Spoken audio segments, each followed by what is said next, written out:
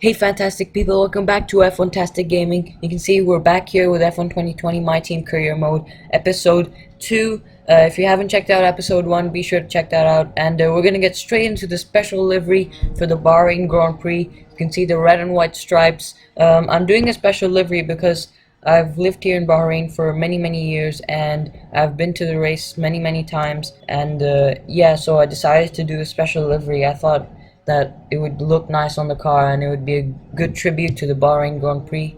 So we head back to the overview. You can see we have a couple of days to the Bahrain GP, and we actually have to do some R&D admin because the upgrades that I purchased last episode, for some reason they didn't come, like they didn't get purchased, so now I have to do them again. I still have my resource points, so the resource points I used last episode, they came back for some reason, so maybe I accidentally canceled the development. So the engine ERS upgrade and the gearbox durability upgrade in the durability section. But then at the overview something comes up. We're in a position now where we're able to attract a new sponsor to the team. Head over to the corporate tab and select the sponsors screen to choose who we should approach. I was pretty surprised that we have another sponsor available, but actually we don't. We were supposed to do the sponsor admin this episode, but we did it early. So we ended up doing extra admin last episode, but now we head to the driver perks. This is where you can buy perks to become a better driver, both on and off the track. Your second driver will buy theirs with the fee they negotiate over their base salary, but you can buy your own with the team's cash. One of the benefits of being the boss. So here's another My Team Career Mode feature, driver perks. There's development feedback and media coaching, which I will purchase for $250,000, and there's power mapping, and there's the social media team. So I purchased the social media team, but I don't do any others. I don't do the development feedback. I actually wanted to, but then I thought, why should I waste the team's money? And now we head over to FP1. I'm not actually gonna show you much gameplay. I just want to show you how the car looks out on track with the special livery. You can see we're flicking through the camera angles, and yeah, you can see the white stripes and the overall like brighter red color. And we brake for turn 1. And as we come through turn 1, I actually changed the camera angles to take a look at the livery, and this is how it looks out on track. So you can see that my driver number 28 is still black, but pretty much everything else is white. And now we're gonna head on and we're gonna start the outlap properly. And we did the track acclimatization program, and the only problem I faced was in turn 8 that didn't turn out perfect, and we end the session in P5, which is a really good. I mean, for like normal lap times and not actually the race, P5 is really good. And when we head over to practice 2, you can see there's some sort of glitch. Everything is really gray, and it's not the normal lighting system.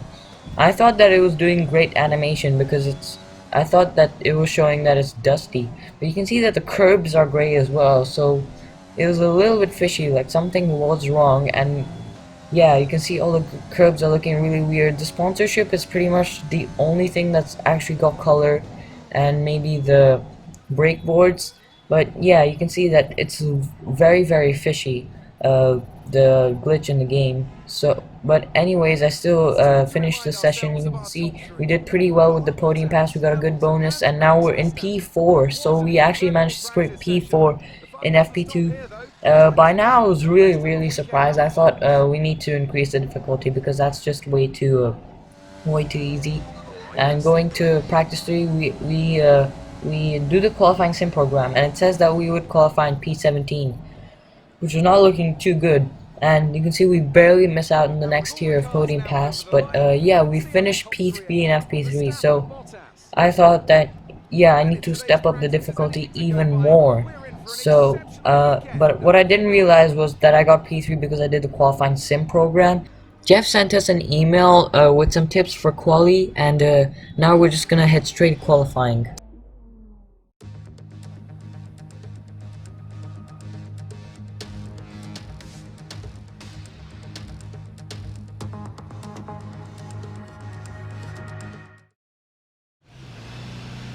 You can see that glitch is still there. It still looks incredibly weird, and I thought, no way, there's something wrong.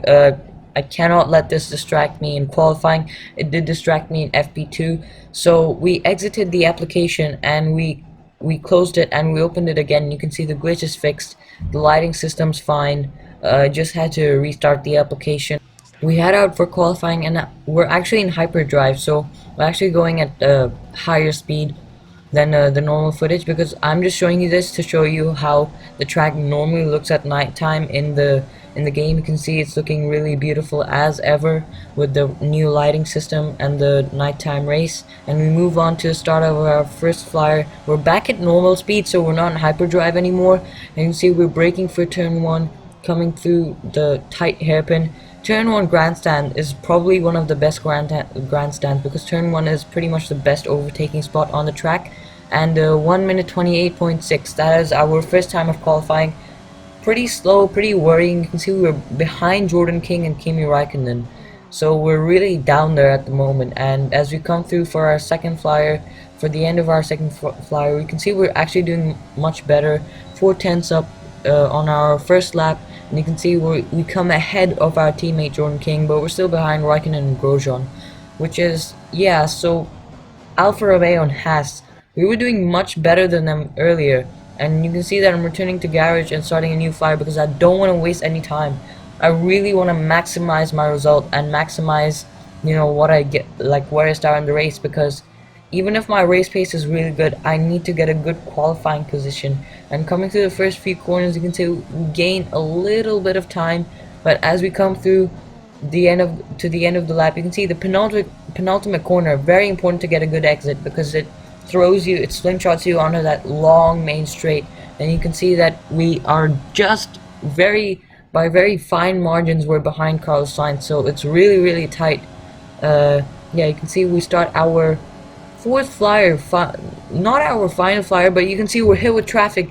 Leclerc coming out of the pits, maybe came out of the pits a little bit too early, because you can see that there were actually quite a few cars in our way. But now we move on to the end of that lap. We're a little bit up on our best time. We've set personal best first and second sectors, and it's a 1 minute 27.6, puts us up into P13, but we're behind Racing Point and Giovinazzi, so this is really not our potential. We qualified in P9 for Australia, and right now we're in P13. I decided to take it to the end of the session just as a celebration, because we have a special livery. We're obviously celebrating this race, but it's only P16. It's a really disappointing qualifying position. We're down there in like the Q1 elimination zone. Looking on the positive side, we do upgrade our tier in podium pass because we've earned it now. And yeah, we had a pretty dismal qualifying. And you can see going through the classification, you can see AlphaTauri are far ahead of us. Danny Kvyat in P11 and Pierre Gasly right behind him in P12. So both the racing points improved as well. So yeah, our sort of unofficial rivals, AlphaTauri, are ahead of us. We do increase our team acclaim. Jordan King really increasing the team acclaim a lot, so that's good. But it's a total 14% boost, and Claire doesn't ask us any questions.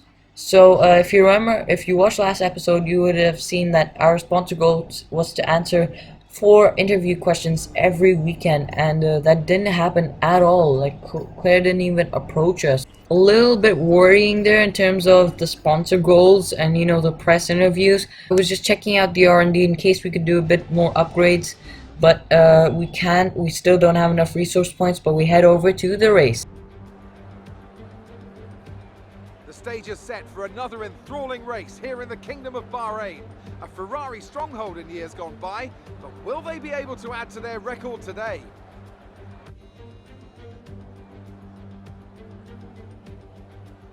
There's no shortage of passing opportunities around the 3.36 miles of the Bahrain International Circuit, with the best at turn 1, of course, and then another soon into turn 4. 15 corners here, 6 to the left and 9 to the right, and we could see 1 or 2 flat spots into the tight left-hander of turn 10. Before we begin, let's take a quick look at the grid lineup for today's race. Young superstar Max Verstappen starts from pole position, with Sebastian Vettel starting alongside. Considering the rest of the grid, we have Hamilton, Leclerc, Daniel Ricciardo and Albon. Norris, Bottas, Sainz, and Esteban Ocon. Kvyat, Gasly, Antonio Giovinazzi, and Perez. Stroll, Falcon, Roman Grosjean, and Kevin Magnussen.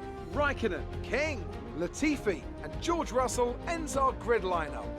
Which of these talented drivers will come out on top today?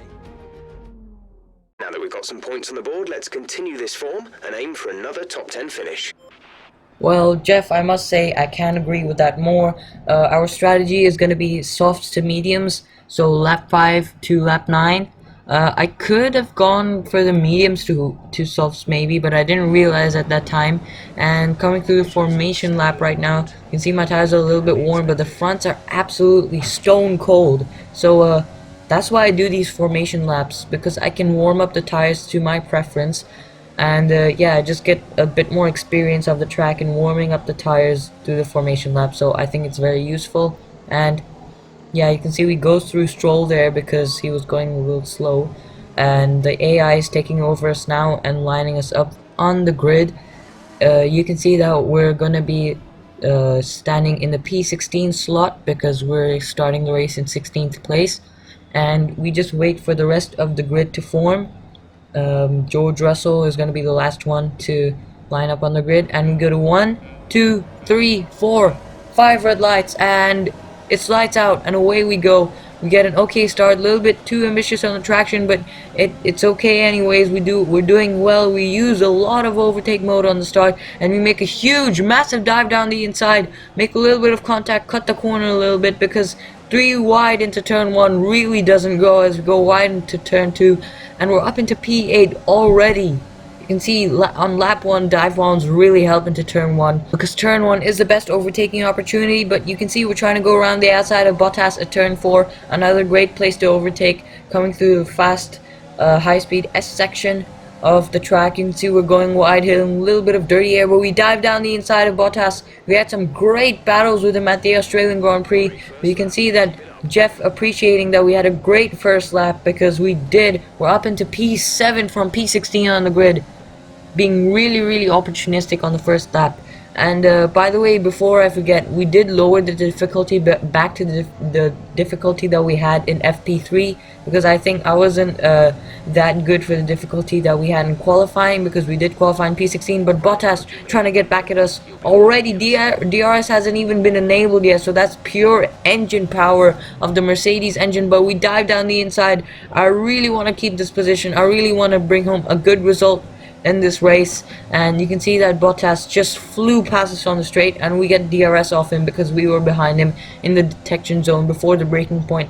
We can see that our tires are wearing out as well, so we're being really aggressive. So we're wearing out the tires that we already worn out a little bit because we used them in qualifying. And Jeff comes up with a weird strategy.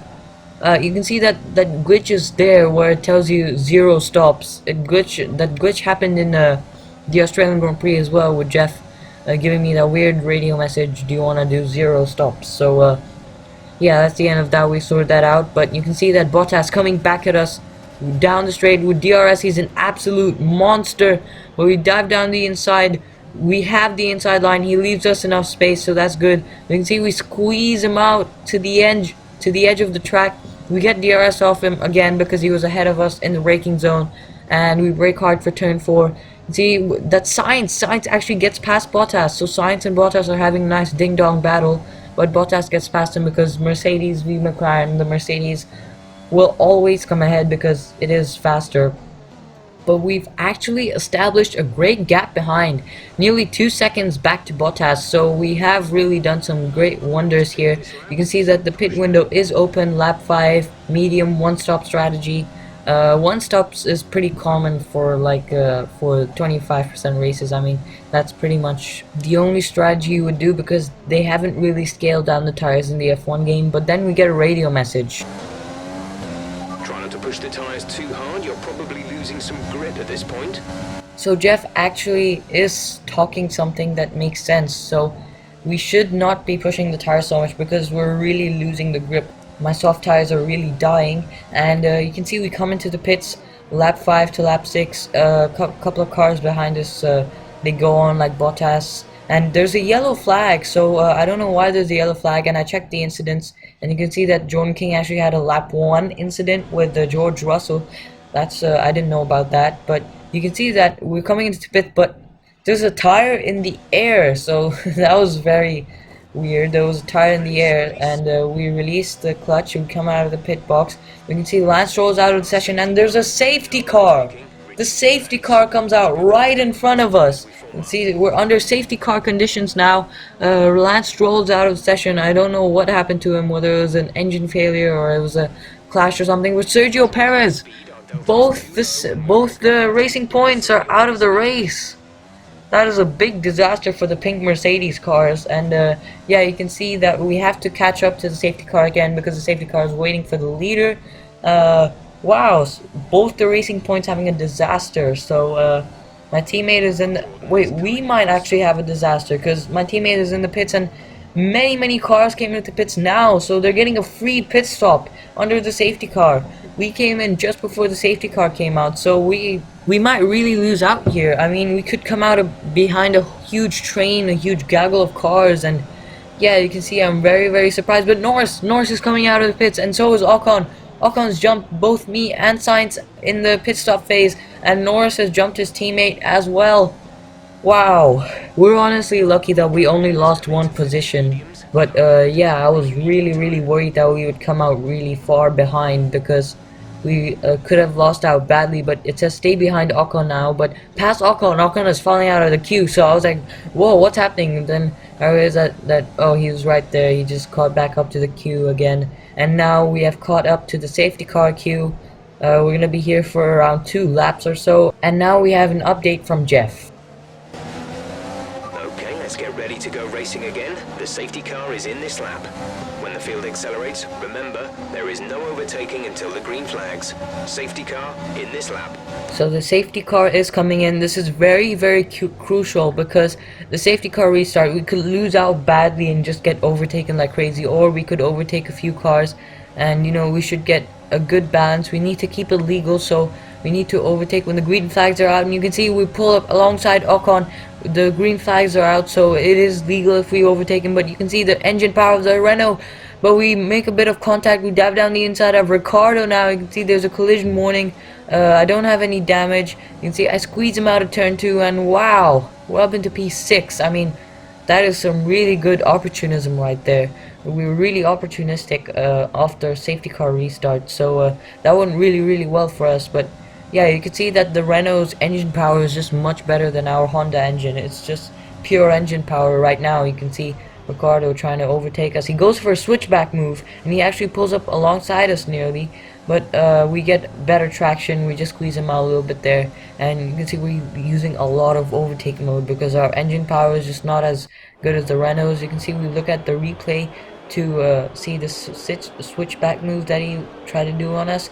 We just got better traction. We squeezed him out of turn 2, and yeah, that was actually really close because all of that would have gone down the bin. All that precision and the effort to do it properly off the safety car restart. You can see we go wide at turn 8, and Ricardo actually tries to get back at us. But yeah, as I was saying, we really have to defend now because we can easily lose what we worked for. Going down the straight, we're just trying to be a little bit careful. I just want to stay ahead, just keep checking behind where Ricardo is, and you can see that DRS has been enabled now. And now we have more problems because Ricardo trying to get back at us again. We brake late for turn 1, but we have to leave him the space. We can't just you know, swerve around in the braking zone. But you can see we squeeze him out of turn 2, but he has DRS for the next straight, and he can easily just pull alongside us. But we go a little bit defensive, we squeeze him out a little bit, and we get on the curb very heavily, and we actually go a bit wide, but we still survive. We still hold on to this P6. You can see Albon's pulled away as well, but even in the first stint before the safety car, as we go for a switchback move, wow, that really worked very well, the switchback. We did make a bit of contact, but yeah, I actually managed to pull that off pretty well. And yeah, as I was saying, we've actually hung on to Albon much better, as I actually put into lean mix now. A lap ago I saw the engine temps, but I didn't actually do anything because I had to focus a little bit more on Ricardo. But yeah, with DRS he's catching up to us crazily, but he goes to the outside to attack, and he just zooms past us. Look at that. With DRS and engine power, he just zooms past us, and we have to brake really late, and we have to squeeze him out at turn 2.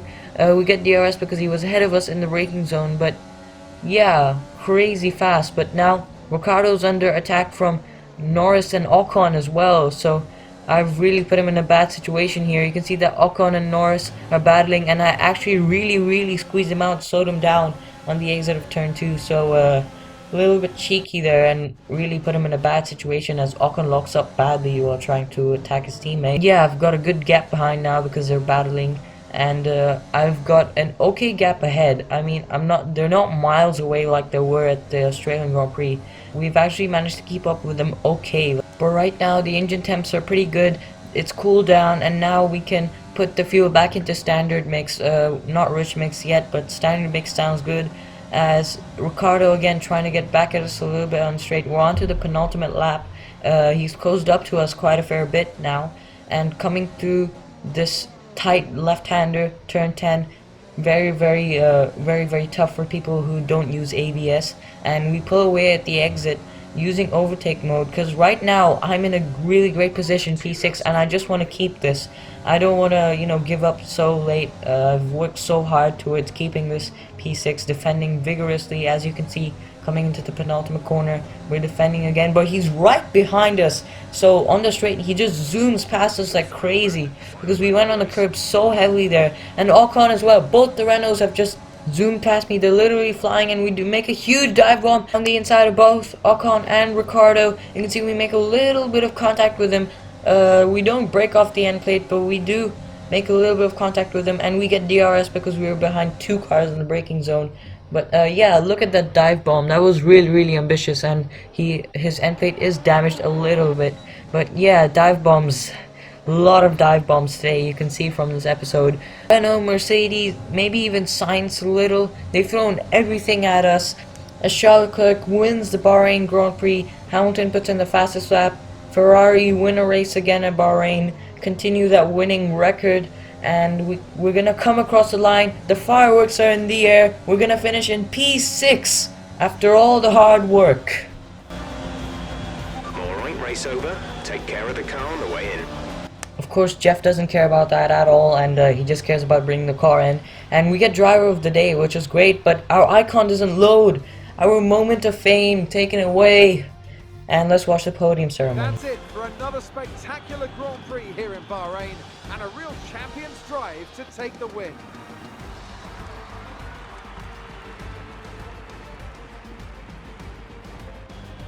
Tell me, Ant, how do you think they were able to deliver such an incredible result today? Well, the safety car completely changed the race, didn't it? It's hard to say exactly what would have happened without it, but there's no question that they came out of that situation in a good position. Here we are, a team that is no stranger to the podium, taking their place on top once again. A sublime race today, and a stunning win for Ferrari.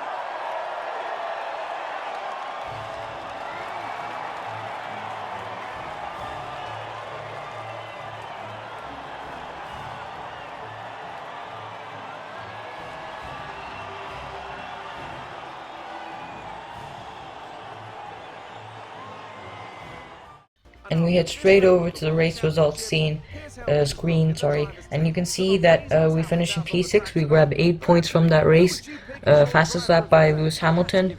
He finished in P2, and Verstappen in P3, so he had another bad race, because remember, he started at pole position. And Ferrari continues to extend that gap at the top of the table. We get driver of the day, and Renault had a pretty good result as well. They move up in the Constructors' Championship. We're actually ahead of them. So I'm the person who's carrying the team. Jordan King hasn't scored any points yet, and our team has 18 points, and so do I. We're in 4th. F1ntastic Racing is in 4th in the championship, and we as a driver are in 5th. So before the end of this video, we actually head to a press interview with Claire. Great work out there today. Let's have your thoughts. You're breaking all expectations. What's your secret? I'm gonna do what's best for the team and say it's the team in the car that's helping me out, and our acclaim increases by that. About the collisions? I thought let's not go no comment because she might ask more questions now, and I said that it was the durability and the wear on the car, but she actually Great. doesn't Well, that's ask us everything. any more questions, and our durability department's you know, the morale is gonna be worse now, so not the best decision there. So you can see we get more team acclaim. Our acclaim level for me as a driver has increased, and our team's acclaim level has increased as well. We're down on cash actually because you can see that Claire only asked us 2 questions, so we couldn't finish that sponsor goal. But yeah, we only get $100,000 from this race, which is not good. But we are a new team and we've just started, so things won't be good in terms of finance just yet. Guys, thank you so much for watching the video. I really hope you enjoyed it. Don't forget to like and subscribe and turn on notifications so that you know when a new video is coming out. This is F1ntastic Gaming.